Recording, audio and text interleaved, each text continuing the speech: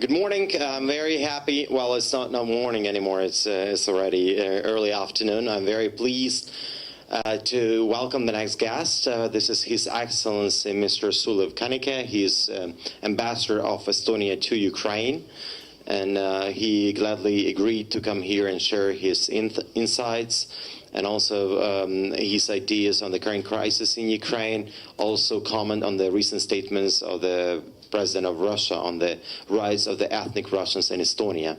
So without much further ado, I'd like to pass the floor to His Excellency. The floor is yours.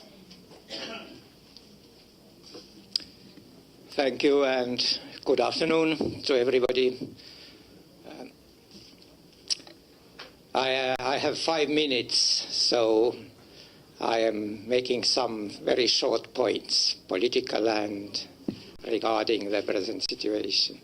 Political points are that Estonia has supported Ukraine 20 years from the beginning of the 90s, despite the governments, presidents who have changed, and our dream has always been to integrate Ukraine to the European Union, to be democratic and prosperous society. No? As we all know, there has been steps ahead, steps back, steps aside, but looking from Tallinn, looking from the viewpoint of Estonian politicians and especially Estonian people, this strong support remains, and in the present months, weeks and days, it has become only more stronger.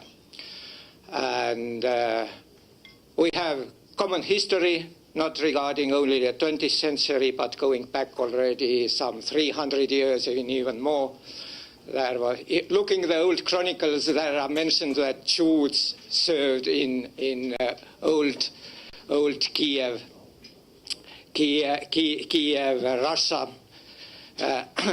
And now we have in Estonia also Ukrainian diaspora. We're considering them around 30,000 people, some of them Russian-speaking. Around 5,000–6,000 have Ukrainian passports, the other have Estonian passports, maybe even Russian passports, are only simply residents of Estonia, but they are also very active in nowadays. Last Sunday, a week ago, there was a big supporting concert in the center of Tallinn, and it was cooperating event between Estonian supporters of Ukraine and this diaspora. From the viewpoint of embassy, I'm simply mentioning that yesterday we transported 5 victims from Maidan to the Estonian hospitals via Borispol airport. They are happily now in my country. We supported immediately when the violence emerged with money, some donations, 50,000 euros, 70,000 euros, trying to find organizations who are neutral and money to reach Maidan. We cooperated with Caritas Society, with Soros Fund, and etc. So doing practically what is possible to do in these hot days in Kiev. So turning to the political events, it's from Estonian citizens, not only Estonian ambassador, all which happened in Crimea, with Crimea, all which said the president of Russia, Mr. Putin, it's for us in many sense like déjà vu. Because looking to the, I'm making only point about Estonian history. In 1941, Estonia, as Latvia and Lithuania, were incorporated to the Soviet Union. But before that, 1939, the government of Estonia concluded an agreement with Soviet Russia, letting military bases to Estonia. Limited number, 30,000 soldiers. They were outside of capital, outside of any major cities, always regulated by agreements like Sevastopol base in Crimea. And 2 years passed, and after Molotov-Ribbentrop Pact in June, June 1940, these forces moved out of bases, came to Tallinn. Their local titushkas organized several meetings. The government of Estonia was changed, and again, after 2 months in August 1940, there was delegation sent to Moscow to incorporate Estonia to the Soviet Union. So if you're looking to this scenario, you can only say that over the last 50, 60 years, some bad things haven't changed. So emotionally to see and morally to see what happened to Crimea, it's very difficult to Estonian citizens and Estonian people. There was put a point about some possible present-day parallels between Estonia and Ukrainian situation. I have to say that if we are looking to Mr. Putin's speech on 18th of March, there was no any direct references to the Baltic states or Estonia. There was some confusion a day later when Reuters information agency distributed the words of one Russian diplomat. I have even name of that. It was Roman Kashayev in Geneva. In Geneva, there is United Nations organizations, including Human Rights Committee. And this committee had a regular session, and diplomat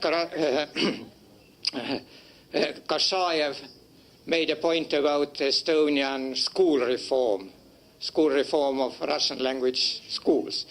So pretty narrow point. And then switched to Ukrainian problems. But they were separate issues. But in Reuters news, unfortunately, the Estonia, Ukraine were put together, and because of that, many people asked here in Kiev, also our embassy, what is that our Russians are drawing parallels between your situation and our situation, etc. The answer is no. Yet, officially, Russia haven't made such a parallels. But of course, institutionally, we are members of NATO, members of European Union. Our mindset is very different, but we are following the situation in Ukraine, in Kiev, in Crimea, and of course in Moscow very closely. So, thank you, and I am open to your questions. Є час задавати питання. You can ask questions. Please raise your hand and state where you come from and ask your question.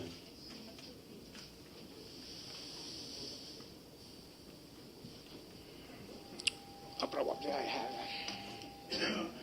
Just a second. Любов Величко, інформаційне агентство «Голос.ua». Нещодавно Путін заявив про те, що він хвилюється за російськомовних естонців.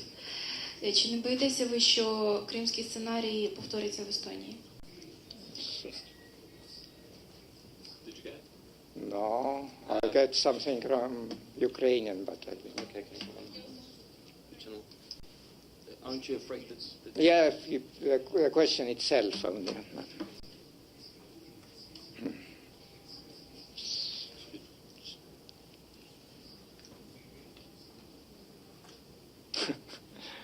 Could you repeat once again? Well, the question was, aren't you afraid of the scenario similar to Ukraine that can happen in Estonia? The answer is again that no, because we have really not even Russian, but Russian language community in Estonia, and not very small, about 20%, etc. But main difference which I see is that during the last 20 years, this Russian community, especially young generation, have westernized their mindset, their thoughts, their travel priorities, their working priorities, their even exile priorities, all are in the West. I don't say that every single Russian-speaking person in Estonia is great patriot of Estonia, but they like Paris, Berlin, and London, even if they don't care maybe very much of Tallinn. So because of that, this makes great difference comparing the Russian diaspora, say, in Central Asia or even Ukraine, or not speaking of Crimea.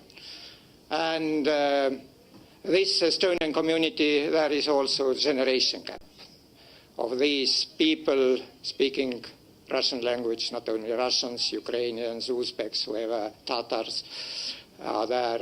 Say 80% I can say are this Western oriented. But of course there are elder generation who are already pensioners, their youth passed in Soviet Union, there are nostalgia and they are following Russian TV, etc.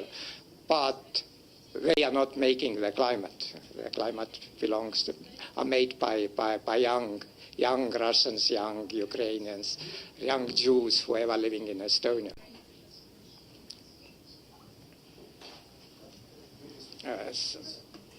Татьяна Лазарчук, телеканал 1+1.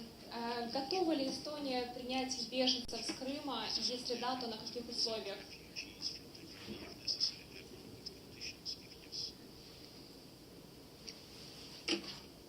Thank you. This is an interesting question.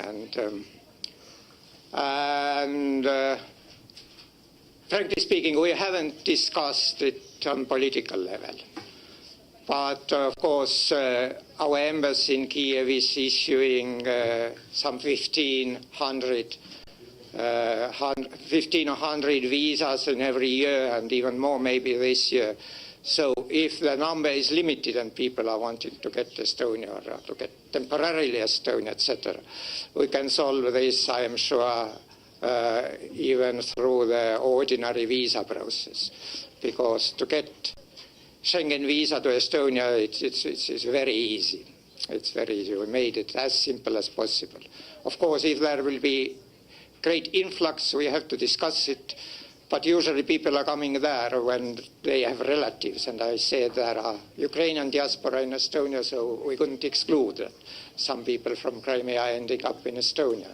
And of course, we are trying to help them there.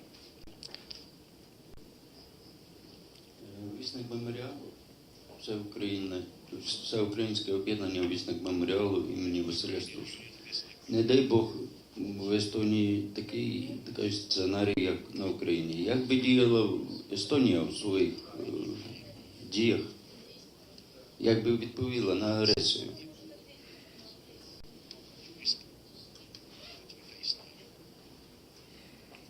I have to ask once again because... What if something, Estonia were attacked, like Ukraine were attacked, how would Estonia react?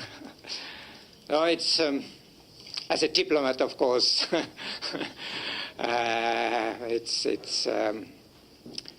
I should give a, so to say, soft answer to that, but I am reminding once again that we are a member of NATO. So, of course, we have our Estonian army, or we have defense plans, etc., but all our defense system is incorporated or integrated with NATO systems. So it's we are a very difficult target in that sense. If your question is related to direct military, some kind of incidents. Thank you. Do you have any questions? Питання? Якщо нема питань, то я хотів би подякувати панові послу. I would like to thank you very much, Mr. Ambassador. It looks like all the questions have trained. But I have one last question for you, actually. I'm very interested in sort of any funds which could be allocated by the Estonian government to help Ukraine reform its economy. Army? No, economy. Funds to reform the economy. Any sort of funds allocated by the Estonian government? I mean, apart from what EU is giving. Yeah, of course, we have national funds also. And as member of EU, we have to spend even certain percentage of GDP to development aid. And up to now, there has been 3 target countries. It was Afghanistan, Georgia, and Ukraine. And actually, during the Yanukovych regime, we dropped a bit this aid, but these allocations are in the budget of Foreign Ministry, and we are open in any projects. We are working, of course, already now. But shortly answering, the Estonian national money is also available. Not maybe in cash, but we are working via projects. Well, thank you very much, Mr. Ambassador. We really appreciate you taking time on Saturday. But because it's crisis, we have to work on every day. We have actually, by the way, some press briefings tomorrow as well. So thank you, Mr. Ambassador. Really appreciate Thank you. If you can work, then we can work also. Thank As you. support. Thank you. Друзі, не розходимося. Я хочу зробити оголошення. В 2:30 у нас буде Валерій Пятницький. Він уповноважений уряду України з питань європейської інтеграції. Він приєднається до нас. Зараз є дуже багато питань по підписанню політичної частини угоди про асоціацію. At 2:30 we will have Valery Pyatnitsky, who is the government authorized by the Ukrainian government to be the lead on the European integration. You're more than welcome to wait when he comes at 2:30. He will be able